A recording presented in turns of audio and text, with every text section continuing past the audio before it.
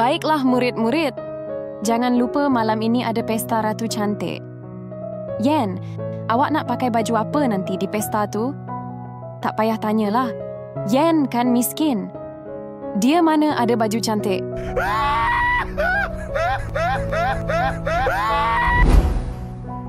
Ibu, boleh tak Yen minta duit sikit?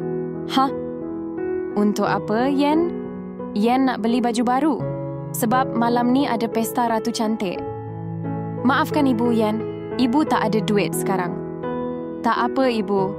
Kalau macam tu, Yen tak payah pergi pesta Ratu Cantik. Kesian, Yen. Tunggu sekejap. Saya ada satu idea. Akhirnya saya jumpa juga baju ni. Harap-harap Yen suka. Yen, Ibu ada sesuatu untuk Yen. Ibu, ni kan baju perkahwinan Ibu? Ya, betul. Tapi Ibu hadiahkan baju ni untuk Yen. Sekarang Yen boleh pergi ke pesta Ratu Cantik tu. Ibu, terima kasih. Nampaknya Yen tak datang ke pesta Ratu Cantik. Mesti sebab dia tak ada baju cantik.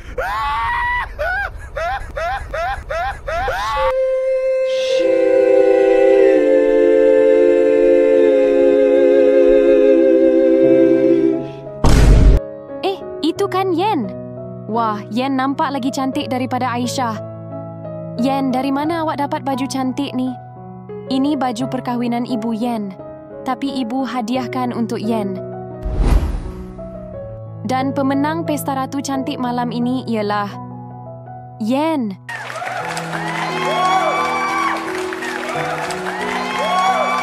Ibu, terima kasih sebab sanggup korbankan baju perkahwinan Ibu untuk Yen. Macam mana semua? Malam ni Yen cantik atau tak cantik?